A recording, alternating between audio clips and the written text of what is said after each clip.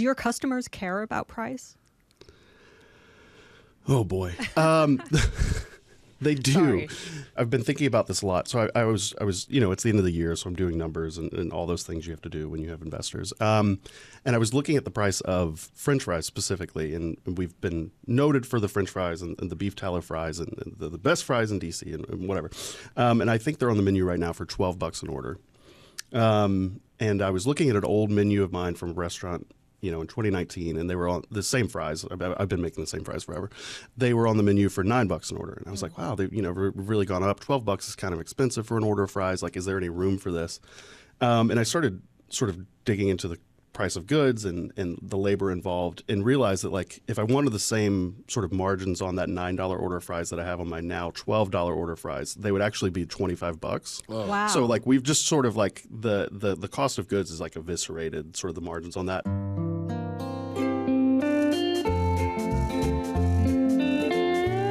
Hello and welcome to another episode of the Odd Lots podcast. I'm Joe Weisenthal. And I'm Tracy Alloway. Tracy, we were down in D.C.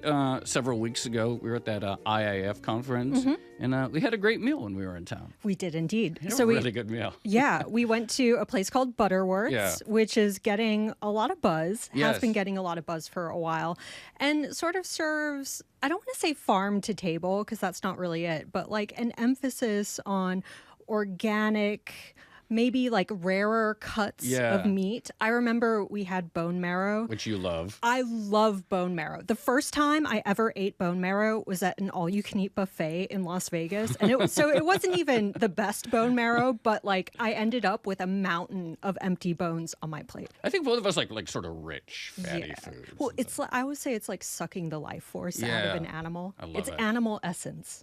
We had really good fries, which famously, and we'll probably get beef tallow, no seed oils, very hip Very these days. bro. I'm pretty sure we had something with foie gras, which I love. I think I seem to recall there was some left on the plate, and I was like, "Does anyone want this? Can I take this bite? Can I take this bite?"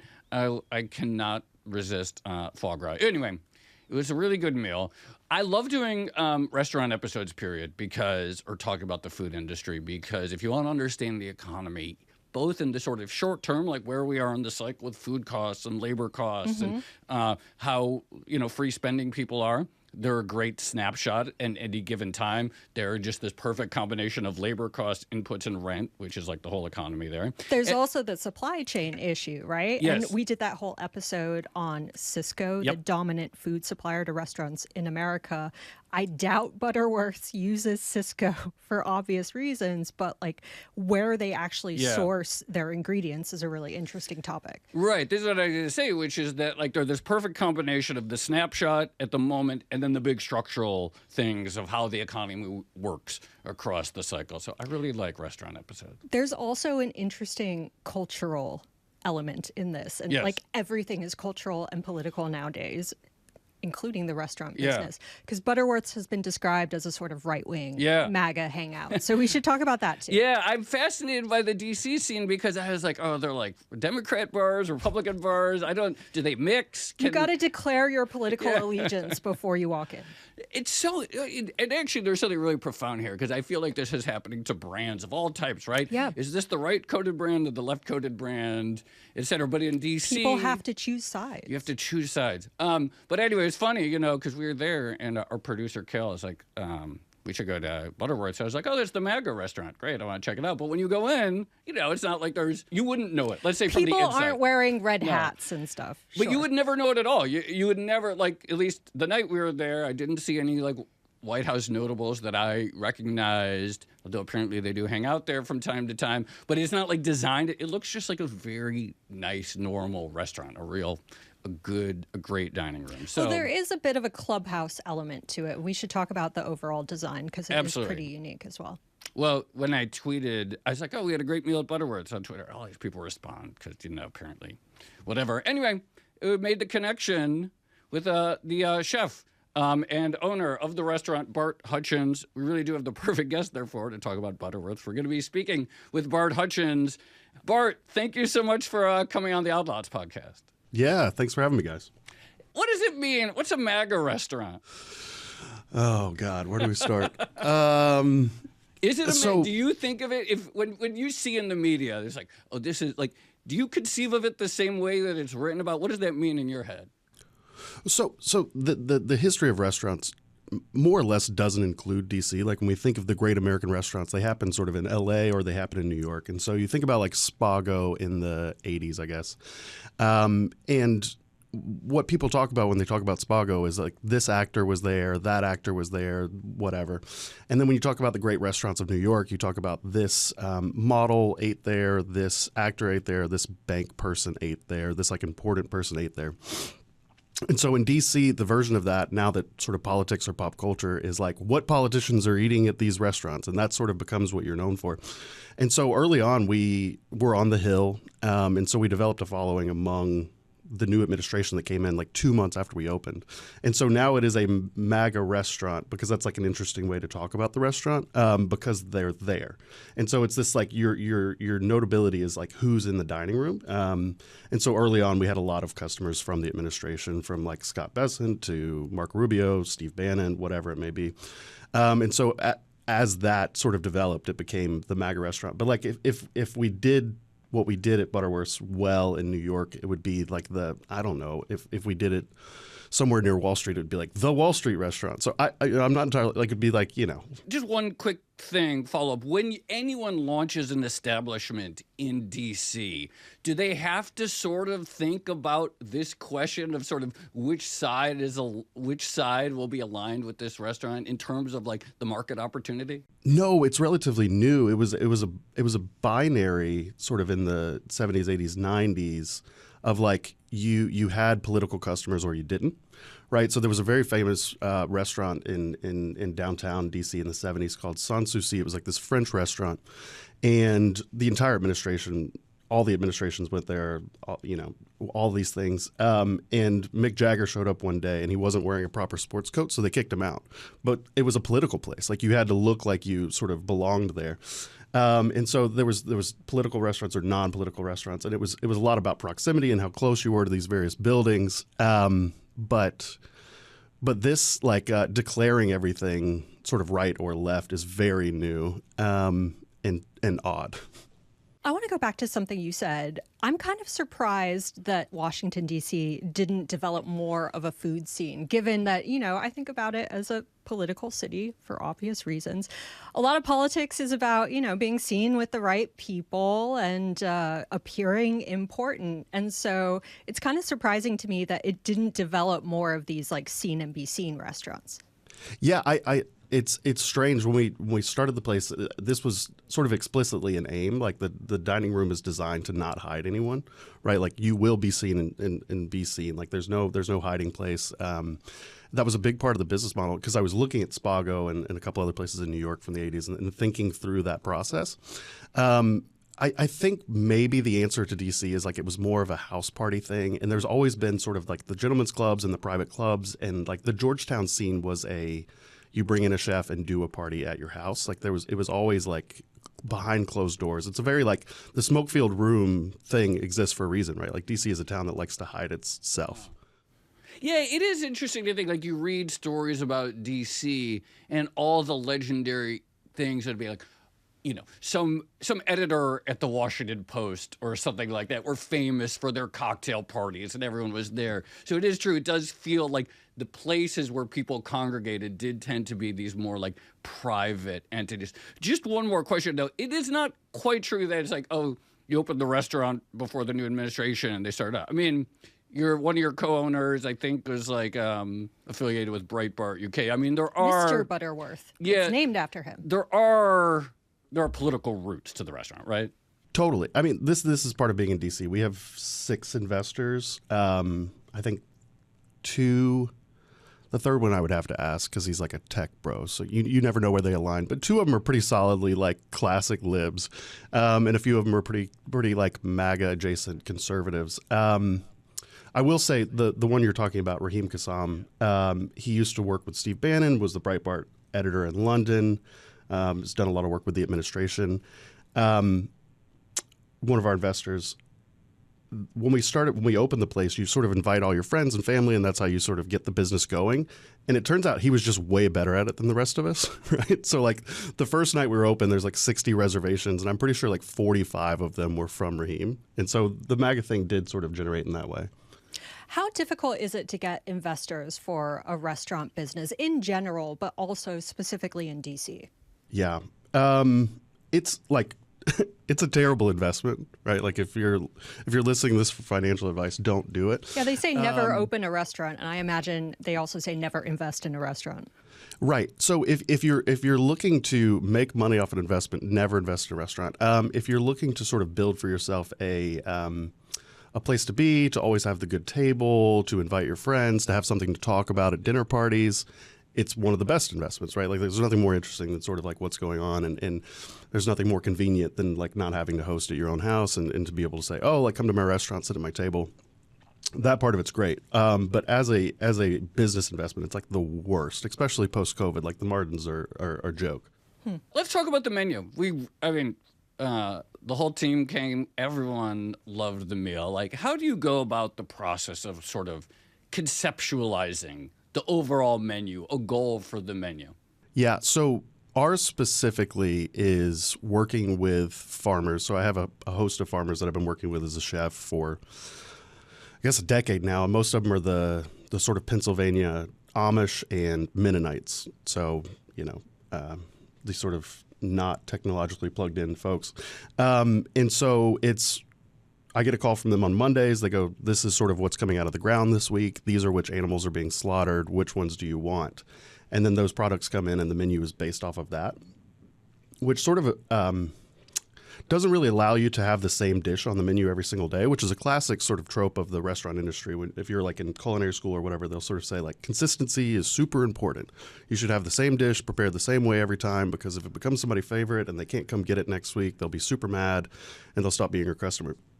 But what that does is sort of create sort of leans into a global supply chain where you have to have bananas every single day if you have a bananas foster. But like bananas are not growing year round unless you're willing to sort of go across the globe.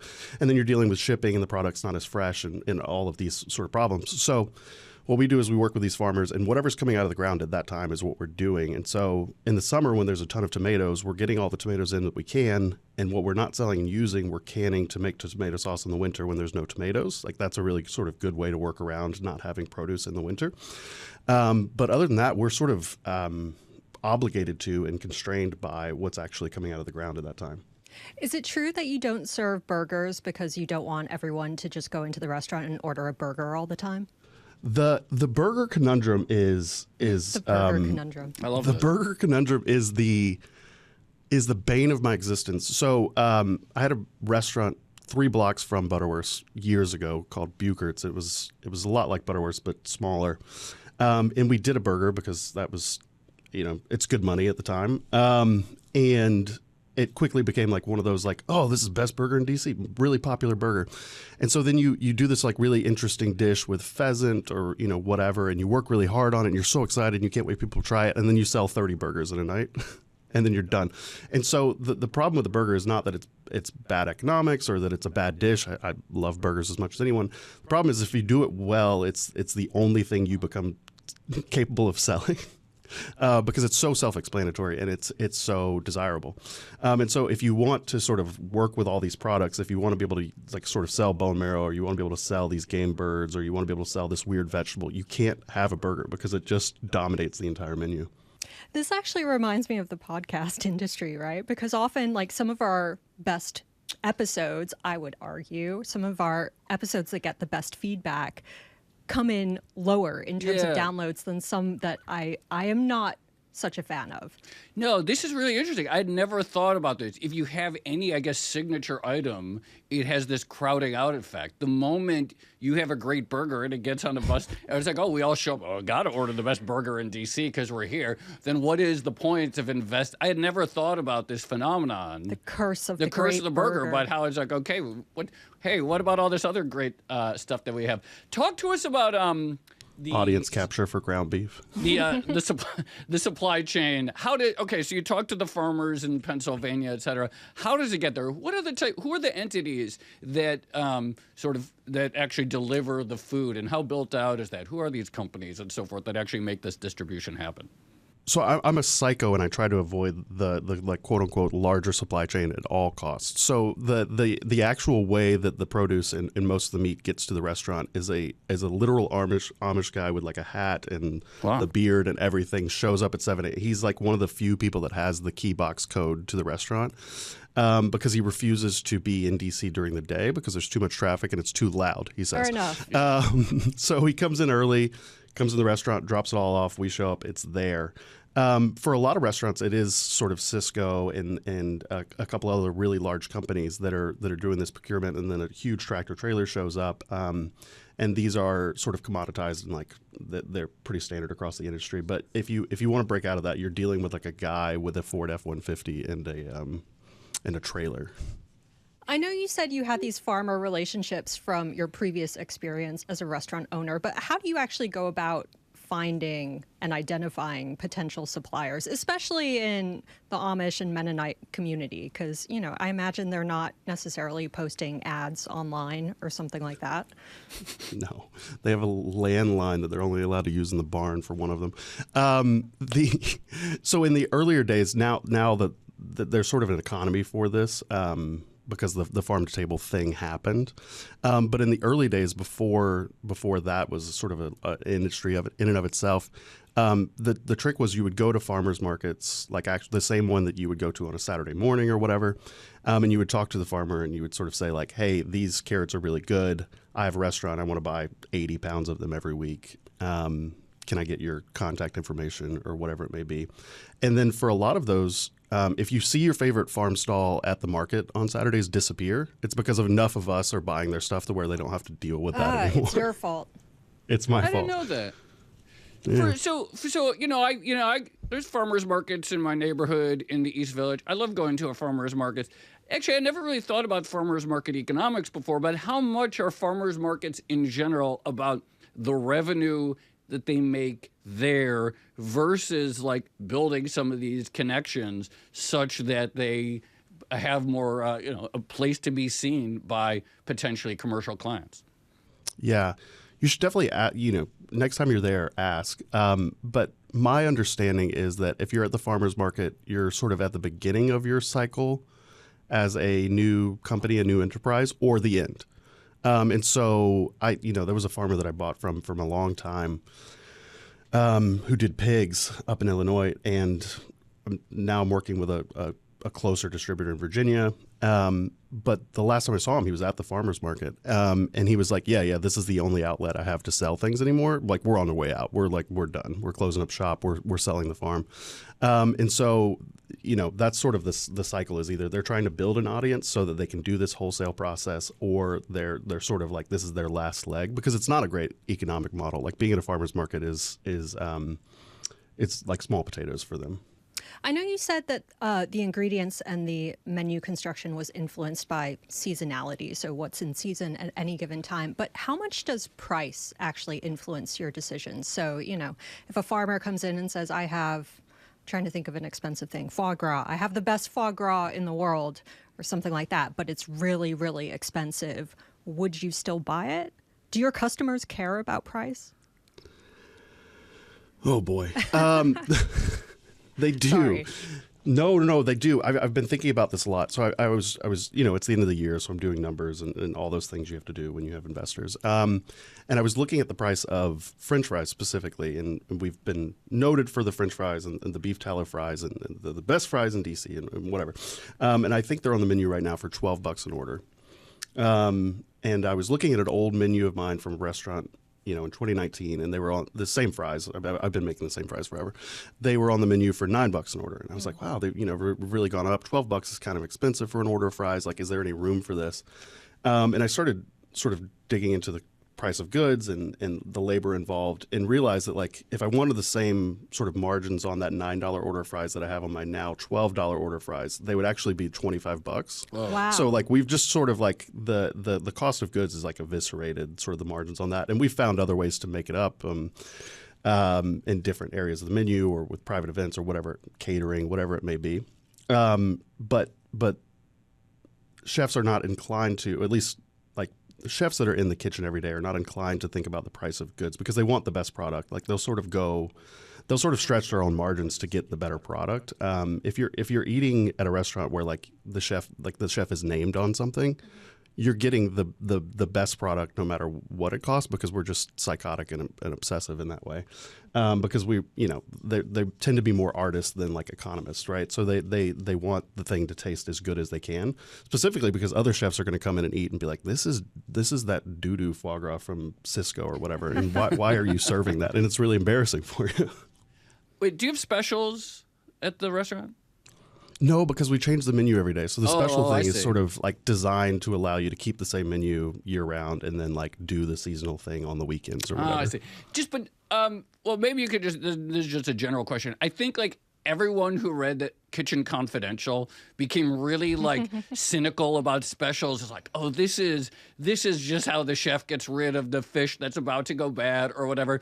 Can you clear up some misconceptions or like how real is that? I don't know. That book made me. I read it in high school. You know, a high schooler loves a book like that. But like, or maybe early college. But like, it makes you very cynical about a lot of decisions. And this comes out, and it's like, oh, this is just a plate of like tomatoes with vinegar, and they called it something fancy. Like, how real is that phenomenon? Yeah. So two things. Number one, in his second book, he totally, Anthony, in his second book, Medium Raw, I think it was called, he totally regrets writing that essay. Oh, he's like, this has been detrimental to the restaurant industry. Yeah, I was an idiot. I was really mad. I'm sorry I wrote that. It's not true. So the funny thing about Anthony Bourdain, and this is he wasn't like a good chef. He was like a very normal, run-of-the-mill chef. He was a great writer, a really good media personality, but like if he lived in Columbus, like he would be the chef of an Applebee's. Like it was a very like medium the road, so like mean. a workman. Like he was a workman. God, that's gonna get clipped. I'm gonna look like a jerk. But like he would say that himself. Like he wasn't like a grand sort of haute chef or whatever. He was a workman. He was a journeyman, and so that is true at that level. It's totally true. And all of it's still true to this day. Like if the fish is starting to go bad on Friday and you're at one of those restaurants, they are going to toss it in some vinaigrette and put it on a salad on the brunch menu. That's 100% going to happen. But the bar, since that essay was written in the 90s, or I think it was the 90s, the bar for chefs, and because of the whole foodie revolution of the mid-aughts, the lowest level of like chef is much higher than it was then. Like there's fewer and fewer journeymen. And there's more and more people who are into it because they're like obsessive about the products and sort of artistically minded in that regard. So if you're eating at a restaurant that's not a chain, I wouldn't worry too much about that stuff, because if anything, they're more inclined to throw it out before you would even notice, because they're just sort of like, they would be ashamed if they sold a piece of fish that smelled bad. Yeah. In defense of Anthony Bourdain's cooking ability, his cookbook is really good, and he has an awesome recipe for lasagna and then a whole like schedule for doing Thanksgiving dinner, and I follow those religiously. Although I will admit they're basic recipes in some sense. They're not particularly creative, but they're great and I rely on them. Anyway, you mentioned the importance of chefs in a restaurant like this. How competitive are restaurants when it comes to getting the best chef? Extremely. It's like when we were opening Butterworths, I would go stand out back of restaurants that I liked, where the sort of dumpsters were, where people might take smoke breaks, in hopes that I could talk to the cooks and steal them. So we trade talent and sort of fight over talent in an extremely competitive way. So much so that there's like serious feuds over it across cities like in New York, DC, and LA. There are chefs who hate each other because they steal each other's cooks.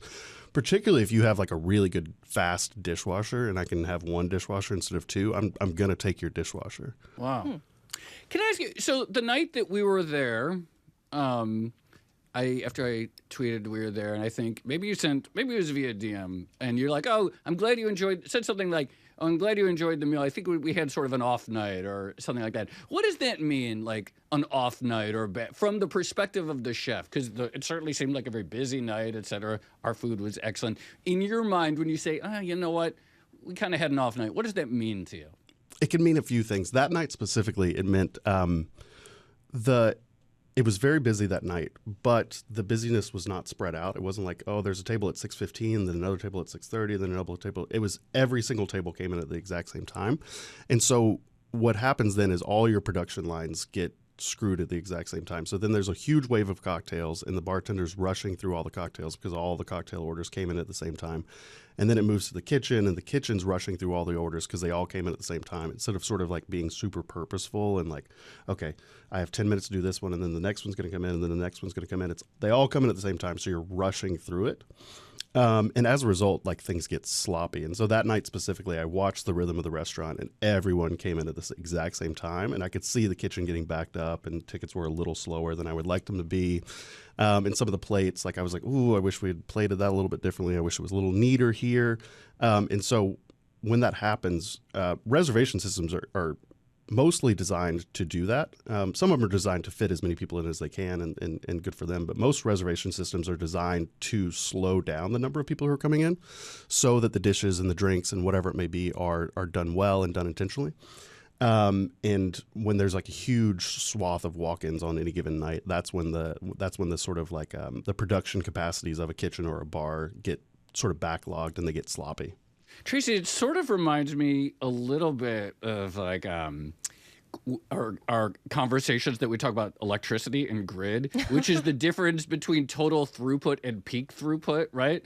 And so, you want an even distribution and the problems come on that one really hot day or whatever. And so, spreading the demand out is also a very important consideration in sort of optimal grid design. Only you would compare the restaurant business to electricity grids, but it makes sense. I agree. Since we're on the topic of reservations, one phenomenon of living in a foodie city is that you have restaurants where it's very difficult to get a reservation. And I'm thinking specifically of Carbone. I would love to take my husband to Carbone one day, but my impression of the process to get space there is that it's so difficult, it's basically not worth it. And in fact, in New York, you now have reservation auctions, people selling platforms. There's one thing, there are I forget which app it is, where you can get a reservation fairly easily if you pre-commit to a minimum spend. So it's like you pre-commit to like a $300 spend or whatever. $300 worth of garlic bread. And then anyway, so. First of all, how do I get a reservation at Carbone? What are your tips? And then secondly, what do restaurants think of these like very intense competitions for seating in the restaurant? Yeah. Number one, this is mostly David Chang's fault, so I hope he knows that this is entirely his fault. Momofuku Ko was this his like sort of Michelin-starred restaurant. I think it's closed now, but it was the first one that I knew of at the time that did this like there's no way around the reservation system. Like you have to log on exactly 2 weeks before, and you have to sort of win the lottery. There's this famous story about how his parents couldn't get a reservation for the first year because he refused to sort of break out of this system. And so used to, you would like know somebody and you would shake hands and you would sort of get a reservation and whatever. And this like super scarcity model sort of produced this like this reservation thing to some extent. So how do you get a reservation? A lot of them are now designed to not have any workarounds, right? So like knowing somebody's not going to help you, because if you interfere with that scarcity model, you interfere with the entire system. And so your best luck is to sort of be online at the right time when they go live. Some reservations book a month out, some book a whole year out, some book 1 week out. So understanding exactly where you are in that process and when those dates unlock is sort of where you want to be. Most of these systems are sort of automatically ran by OpenTable or Resi, and so they're pretty standardized. A lot of them are midnight. I think Resi's midnight, and I think OpenTable's like 2 a.m. So understanding that might be helpful. Other than that, there's just like not a lot of ways around it anymore because of this sort of scarcity model that we have to maintain. That being said, knowing the owner would help. So go meet the Teresi brothers, have them on the podcast, and then see if they can get your reservation. That might do it. There's an idea. Very ethical. Yeah. You mentioned David Chang. I just remembered some friends of mine, back when David Chang had his food magazine, Lucky Peach. Lucky Do you remember Peach. that? Yeah. It closed down in like Lucky 2017. But they used to do dramatic readings of Lucky Peach. We'd sit there and, someone would read it out loud in a really dramatic fashion. And it was hilarious. It was so much fun. I need to do that again. I think that sounds very fun. I love Lucky Peach. I still have every issue. Oh, so really? Wow. It's like a complete Those are probably set. valuable It's like now. You know what? They might be actually. Those were the good old days.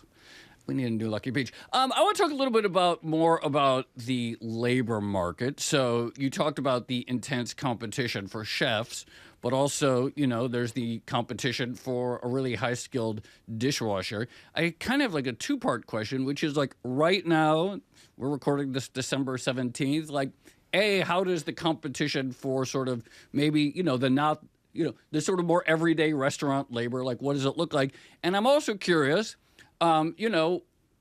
restaurant kitchens, I suspect, are sort of disproportionately draw from the immigrant workforce, perhaps probably in many restaurants, a lot of undocumented immigrants.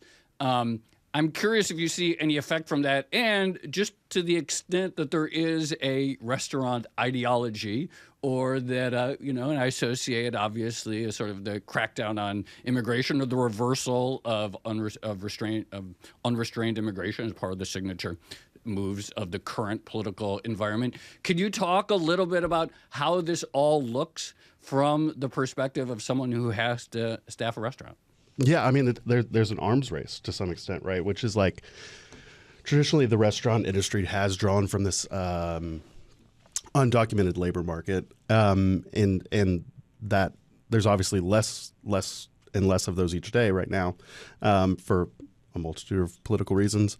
And so the good restaurant workers that are left are becoming incredibly scarce, and so there's huge incentives to if your dishwasher comes and asks for a raise, you just give it to them, because you finding another one, like training a new person who's never done it before, whatever it may be, is going to take you months, and the cost will just work out to be exactly the same as giving the one you have a raise. And so the market on cooks is sort of when I started out, the cook and dishwasher sort of level of the staffing, not the management level, but below that, was the average was like sort of $2 or $3 above the minimum wage, and now it's like at least. It's close to double now, right? Like, so the DC minimum wage is creeping up to 15, and I think our average cooks and dishwashers are like 26, 27 an hour. And so that market is becoming is becoming harder and harder to staff, because there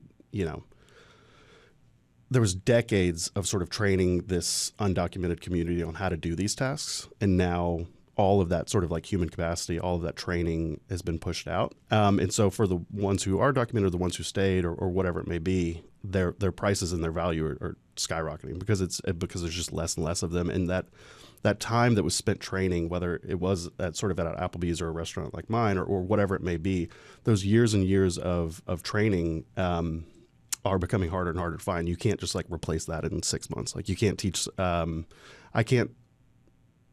With a dishwasher, maybe with a cook, I can't take a guy who works at, Dunkin' Donuts or whatever, and train him to be like a French line cook in less than a year.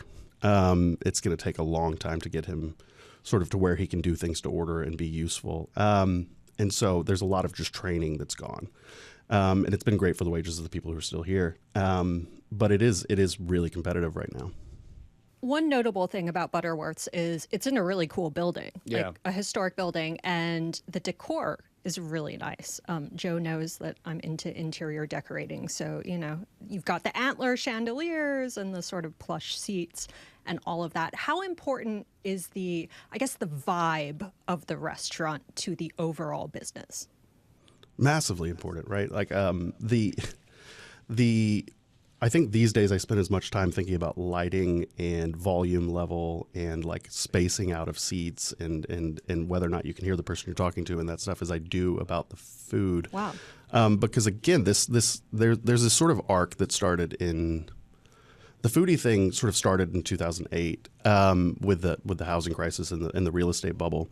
And so all of a sudden, all of these young, ambitious chefs could afford to go open a restaurant. And they hired cooks beneath them, and they trained those cooks. So we got a sort of a wealth of good cooks and good people that went on to be chefs. And so that foodie thing that we saw in the mid-aughts produced a ton of really good food. Like we were better off because of it. But now sort of real estate and those things are back to where they were in that way before that. And so now your competitive advantage isn't just that your food's good, because good food is easier and easier to come by. Like you can find a good chef in any neighborhood, but you need a competitive advantage because rents are sort of back to where they were or whatever. They're very incredibly expensive right now, and so we have the best food in town. Like doesn't work anymore, right? So like you have to combine the best food with a comfortable place to hang out, or with a specific social scene, or with a whatever it may be. You mentioned lighting. How much of that, when you think about lighting, how much is it about the experience of the diners that night versus lighting for Instagrammability or TikTok or whatever it is? And how do you think about the fact that part of eating is creating social content, and how does that factor into your strategy and thinking about the overall vibe? So I think a lot about it, and you saw this again with that sort of like the foodie thing. Yeah. The restaurants were incredibly bright, and this Scandinavian minimalism thing was a trend at the time, but also lent itself to Instagram and like posting and taking pictures. I really do. I can't stand it. But it lent itself to sort of photography and those sort of things incredibly well, because you had these bright, natural light restaurants, and you could sort of photograph something top down in a way, and it would look really good on Instagram. And so to say I don't think about it or I don't want to be a part of that is not true, because what I'm actually trying to do is the exact opposite, which is like our food photographs terribly. If you have photos on your phone from that night, they probably look awful. But it's a reaction to that thing, which is like I want to feel like something sort of before that date, or something sort of more classic. They're more timeless than that. The rule of thumb, I worked for this great, really good restaurateur named Brendan, who's down in Florida now. So if you're ever in Destin and you find a good restaurant, he probably owns it. But his rule of thumb was like if it's too bright to reasonably get away with giving a hand job, then it's too bright in the restaurant. That's not what I thought you were going to say, but and if you train, rule of thumb. That's good to, yeah. But if you tell that to your staff, they never forget. Like you'll never come into Butterworths, it'll be too bright, because they won't forget that one. Thank you for changing my restaurant experience forever. There's a really good breakfast place in Connecticut that I like to go to. The food's amazing. The service is excellent, but the decor is terrible. It's like gray vinyl flooring and just white walls. And every time I'm in there, I'm like, they should let me redecorate. I would do it for free just to enjoy it a bit more. And Tracy, because how much I loathe the degree to which the built environment has been designed for. Like you've heard me like rant about millennial pink and all of these design cliches. I know, but these design elements that are just so clearly designed to be a backdrop for someone's Instagram, and the way our whole real life has been reoriented for social photography, it drives me crazy. And I do appreciate anything that just like, this looks like the pre-iPhone era. You know what I'm saying? Absolutely. One thing I wanted to ask is, we talked about the clientele earlier, and, you get some well-known people into the restaurant. Do you try to, I'm trying to think, like directly publicize that or like monetize that? If Steve Bannon comes in for the first time, what do you do? So it's actually the exact opposite. And on some level, I'm grateful the media at large has done this for us, because it's, as a restaurateur, it's like really embarrassing to do that. And so my big fear is, if you have a major client, Nancy Pelosi was like a regular at one of my older restaurants. The big fear is, if people find out they're there, they'll start coming to interrupt her in the middle of dinner. And then that person's gone. And I've watched it happen with restaurants over and over again. And that can range from like a famous person to, if your bar gets known for having like pretty women at the bar, like all of a sudden it's like 70% male and the pretty women are gone.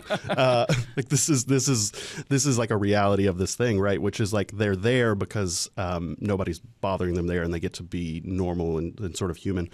And so in some ways it's been an incredible thing for us that the sort of media has picked up on this, and they're happy to sort of write about it, because it does bring in new customers who are looking for that specific thing. But at the same time, you're always afraid of losing those customers. So for me specifically, I would never, ever in a million years be like, hey, Politico, by the way, like in the Spotted, Marco Rubio having dinner with his family, because then you'll just never see that customer again. And that's a terrible thing to do to somebody.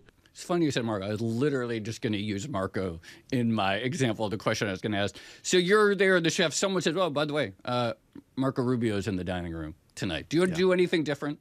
So at that point, it's the same thing with a food critic. At that point, it's too late to do anything different. So much of cooking and so much of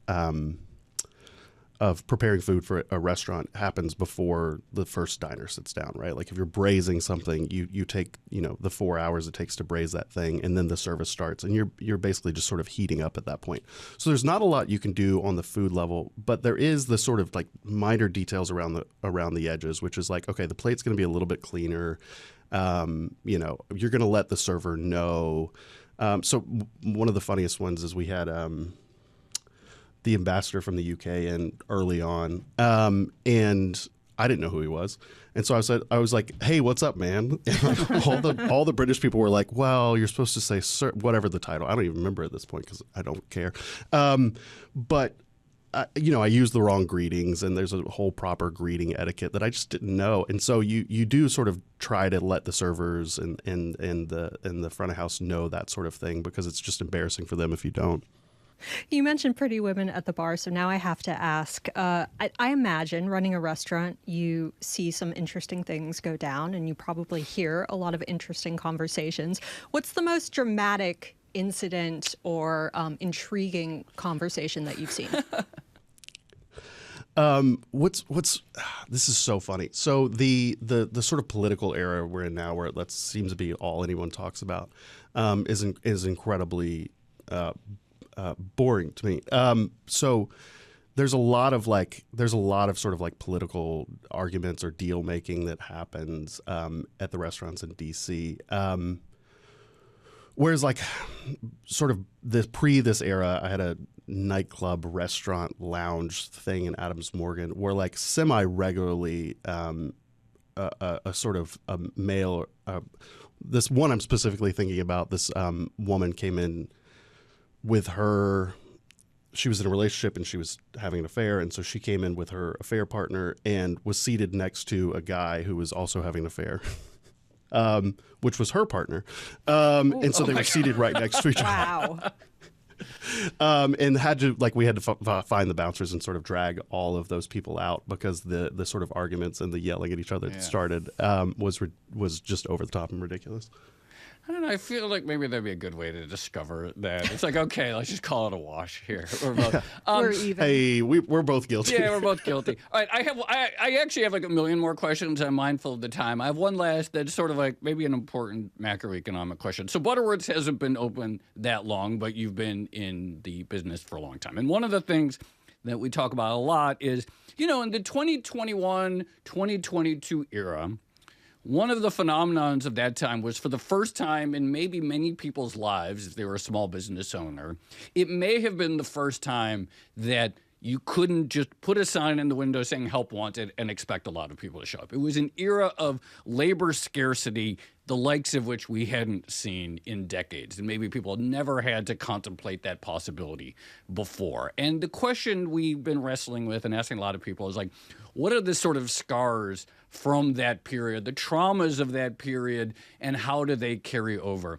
Has your experience of that time of realizing that you could wake up and might literally not be able to perhaps staff a restaurant that day so that you can function, has it stayed with you to now in such a way that you think strategically different about things like optimal staffing levels or optimal inventory or anything like that?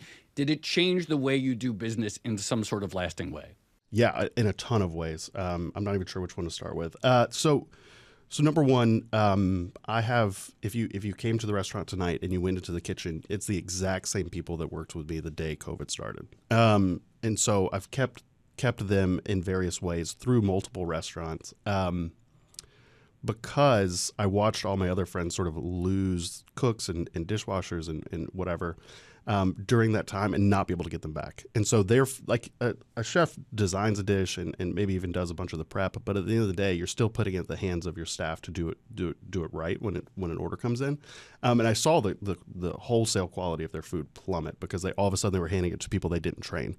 And so through a number of reasons, got really lucky, kept a lot of those people, and I will keep them as long as I possibly can because to train a new generation after them myself would just, I'm almost too late in my career to do it. And so that's a big thing. We did see a huge exit of like management level staff during that time. So if you're a really good front of house staffer, if you're a really good waiter, really good manager, really good bartender, turns out you're also a great salesman. So a lot of them went into real estate and sales and whatever it may be. And so there is, if you're at restaurants now and you're like, why is service so bad? Number one, they're understaffed because labor has become so expensive that they're trying to get more tables out of one server. Number two, the people that they spent training to do those front of house jobs exited that entire economy during COVID because we were sort of front lines of this thing happening. We were expected to be open every day, but without any staff or money to do it with. And so a lot of like the best sommeliers, the best front of house managers totally exited the market. So those are still hard to find. And we struggle with it all the time. I've got a good front of house manager right now. I'm really lucky, but it took us, he's our third one in 1 year because they're just really hard to find. The talent pool for that is really empty right now. And then the cost of goods is just never recovered. And so sort of like, when it started, we were like, supply chains are bad right now because of shipping or whatever it may be. And they'll go back down on, whatever it was, fryer oil. This is a big part of the beef tallow thing with the fries is I buy the cows from this farmer, so I also get a good price on his tallow because I sort of buy the whole thing. But most fryers in any restaurant in the entire world are filled with canola oils that are sort of globally processed, right? And so during COVID, you saw these things go up in price, and you were told they were going to come down, and it's shipping containers, whatever it may be. They never came down. It cost an unbelievable. It's like $200 a night to fill a fryer or something like that. And so that's when I sort of started the switch to beef tallow and all that because I was like, okay, well, I know this guy. He's 30 miles away or whatever. I'm going to just buy his entire product and keep the supply chain like one-to-one. So there's just all kinds of things that happened during COVID that we're still recovering from. But the big ones are the staffing and the cost of goods, obviously. Vertical integration. There's one more macro question that we got to ask. We talked about the supply side, but what are you seeing on the demand side in terms of customers coming in and ordering? And how connected would you say you are to the broader business cycle? Because I imagine, if you're running a McDonald's franchise, you probably experience the business cycle in a very different way to someone who's running a boutique restaurant. Yeah. So my understanding, just from other restaurateurs and the news and stuff, is that it's down right now, and that I think reservations are down like 15% from last year, is what most people are reporting. We're in a very special circumstance. Obviously, we're new, and we're at the end of the day a luxury item, and so Hermes prices never dropped once, and Hermes demand never dropped once during COVID. Like this is sort of like the side of the business that we're in, and we're lucky to be in, and I hope we can stay in it. So for us, it's a totally different ballgame. My understanding is that reservations are way down, spending is way down, across the board. Yeah. I just have one last question, and I'll give you a chance to sort of like really let your right-wing side come out. Health code violations and permitting and all that stuff, of course, those are some of the most uncomfortable scenes if you watch that show, The Bear. How real is it from your perspective? Do you want to rant a lot about the sort of, do you want to tell us anything about permitting and such in D.C.? Yeah, I mean, so number one, the Bear is fascinating. The first season, that Uber Eats episode, I still, so all of us switched to Uber Eats and all of these things during COVID to figure out how to survive. And that ding that it makes when a new order comes in still sends me into like a blackout rage. I remember one time during COVID picking up the iPad that the Uber Eats order came in and just throwing it in the deep fryer and being like, screw it, I'm not doing this anymore. And so that episode, I watched it with my wife. At one point I was like, I think we might have to turn this off. Like I was getting like too upset, too anxious because it was too accurate. It was totally spot on what that feels like. With the health code violations and the permitting and all that stuff. Oh God. Is this where we're going to have to bleep the episode? I've been doing so good of you have. Yeah. I'm trying so hard. It's ridiculous.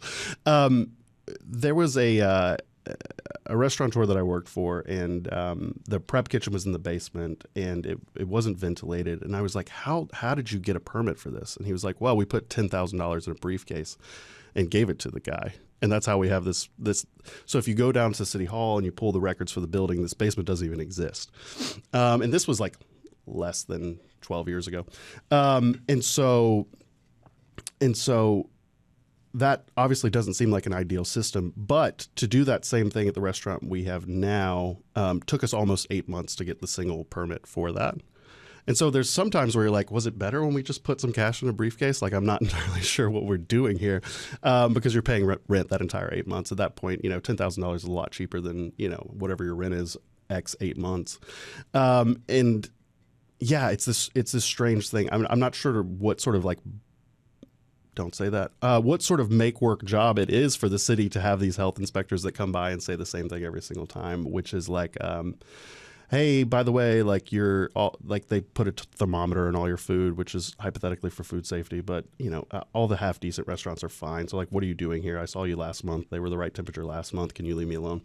But it's really the permitting process because you're in this race against your landlord to open before you start paying them. And getting 17 different permits to like have a basement or have a closet or whatever it may be is legitimately stopping new restaurants from opening. So it's pretty miserable. And that's not left or right wing. That's just like really like sort of like a technocrat would be better in this regard, right? Like it's like, please let me get my permit a little bit faster, or a mob system, right? Like my understanding is from my friends in Montreal is that it's still very much a mob system, and so they go, yeah, well, we still put some cash in a briefcase, and then boom, we're open in a month. So let's pick one of those, but this middle ground right now where like it's just like 3 guys in an office who are completely God, they're going to come like inspect me this week for saying this. There's like 3 guys in an office who are all idiots is miserable. Yeah, you're definitely going to get a visit, I think. Well, that's your problem. Yeah, whatever. Screw 'em. Who cares? Bart Hutchins, that was fantastic. Thank you so much for coming on Odd Lots. That was a lot of fun. Yeah, it was good to talk to you guys. Thank you so much. Thanks, guys. I love restaurant episodes. I know. I mean, I love restaurants, but I love restaurant episodes. I've just always learned so much talking to these guys. We could do like a spin-off series on restaurants or something. Yeah. No, they're incredibly informative in terms of the macroeconomic environment, but also all these little themes that we talk about on Odd Lots, like the supply chain, like labor hoarding, like, to your point, distribution of resources such as energy. No, I never thought about that time because obviously I presume a restaurant wants all tables filled at any given time, right? But I had never really thought about the thing. You have to have them staggered so that you do not have all the cocktail orders come out all the same. I'd never thought about that and the sort of risk of like demand spikes. You have this system designed for some optimal throughput. And so but the idea of like you don't want it all at the same time. Very, very intuitive, I suppose. It hadn't occurred to me before. Did you watch The Bear? You must have. Oh, yeah. I had to stop watching because it was so stressful. Yeah. And it was so many people shouting at each other. I couldn't do it after the first season. It's funny how, like, basically everyone we talk to is like, yep, it's exactly how it is. And it's super difficult. That and have you watched The Pit, by the way? No, but you keep recommending that. It's good. There's a new season starting soon. But I was talking to a friend of mine who works at one of the NYU medical facilities. But he had the same reaction, like he can't watch that. As a consumer of TV shows, to my mind, that's a very good sign. Yeah. When people say, no, I can't watch this. It's too real. It's like, okay, I'm not getting something overly dramatic. Yeah, I'm going to put The Pit on my list. Yeah, you but should. This is something that stands out whenever we do a restaurant episode, which is there's an intensity about the job. And in many ways, it's a unique industry because the profit margins aren't that big. Right. You're probably doing it for something other than money. You're selecting your ingredients usually, often, because you want to make the best menu item possible, not necessarily, again, because it's going to produce the most profit. And you basically dedicate your entire life to this undertaking, right? It's also weird to absolutely. It's interesting to think about, what is a chef? Your thing is like, oh, this is someone who makes good food, right? But then the idea is like that the chef then has to think about lighting, all these other things that do not strictly fall under what we think of as the making of food. I don't know. There's so many interesting things. I mean, it's so interesting how many trends seem to date back to 2008. And so part of the story there was like, okay, there's a lot of cheap rents, restaurants can open up, but it's also the truth that media was such at the time because of the invention of the iPhone and so forth that like foodie culture was like a thing in the media, right? And all these different crosswinds that happen and at certain key points that make it difficult to disentangle history. I don't know. That was just a really fun episode. I felt like I learned quite a bit in that one. Oh, and also the burger crowding out was something I'd never known about before. Yeah, that makes sense, again, intuitively. I gotta say, though, it makes you wonder what comes next. So, like, we've perfected food. A lot of restaurants have perfected the vibes, or certainly pay attention to it more than they used to. What comes next, do you think? I don't know. What do you think? Do you have some thought? Do you have some? I mean, I'd like it to be service. Yeah. I worry that it's going to be like some customization thing, which I hate. Oh yeah. We shouldn't give customers options. I hate that. No, I don't like. I don't like choice. Yeah, either. that's right. That's right. Okay, shall we leave it there? Let's leave it there. This has been another episode of the Odd Lots podcast. I'm Tracy Alloway. You can follow me at Tracy Alloway. And I'm Joe Weisenthal. You can follow me at The Stalwart. Follow our guest, Bart Hutchins. He is at White Guy Fieri. Follow our producers, Carmen Rodriguez at Carmen Arman, Dashiell Bennett at Dashbot, and Cale Brooks at Cale Brooks. And if you enjoy Odd Lots, if you want more Odd Lots content, you should definitely check out our daily newsletter. That is at bloomberg.com/Odd Lots. And you can chat with fellow listeners 24/7 in our Discord, discord.gg/Odd Lots. And if you liked this conversation, please leave a comment or like the video, or better yet, subscribe. Thanks for watching.